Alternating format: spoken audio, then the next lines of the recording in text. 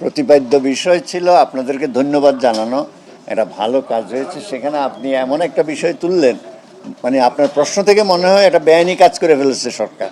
এটা তো একটা আইন। ধন্যবাদের জন্য আপনাদেরকে ধন্যবাদ স্যার। হ্যাঁ, একটা ভালো সময়ে পয়লা বৈশাখের একটা ভালো অনুষ্ঠান হচ্ছে, আমরা সবাই আনন্দ করছি, ভালো কিছু, সেখানে এটা না বললে হয়তো না। আচ্ছা, যাই হোক, সেটা হচ্ছে মানুষ তো অনেক কিছুই জানতে চায়, এটাও তো জানতে চায় আমরা যে ভালো একটা কাজ করেছি, আপনারা একটা ভালো কাজ করেছেন, আপনাদেরকে ধন্যবাদ দিচ্ছি, সেটাও তো জানতে চায় মানুষ নাকি।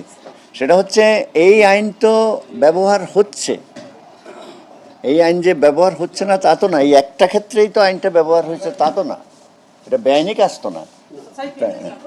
এখন আপনি যদি বলেন যে নির্দিষ্ট এই ক্ষেত্রে কেন কি হয়েছে, এটা তো মামলা একটা একটা ঘটনা ঘটেছে, এটার একটা অভিযোগ আসছে, এটা নিয়ে একটা কাজ হচ্ছে, এটা নিয়ে হাইকোর্টে গেছে, আপনারা নিজেরাও রিপোর্ট করেছেন, তো হাইকোর্টে গেলেই তো এটা বিচারাধীন ইস্যু, সাবজুডিস ম্যাটারে তো কথা বলা ঠিক হবে না।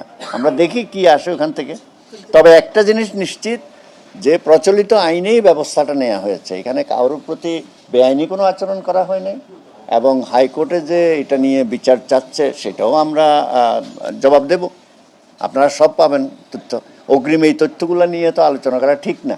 মাননীয় আইন উপদেষ্টা বলেছেন প্রক্রিয়াটা ঠিক হয়নি, আপনি যদি একটু স্পেসিফিক বলেন কি প্রক্রিয়া ঠিক আচ্ছা, যিনি এই মন্তব্যটা করেছেন, এই এই প্রশ্নটা কি ওনাকে করবেন?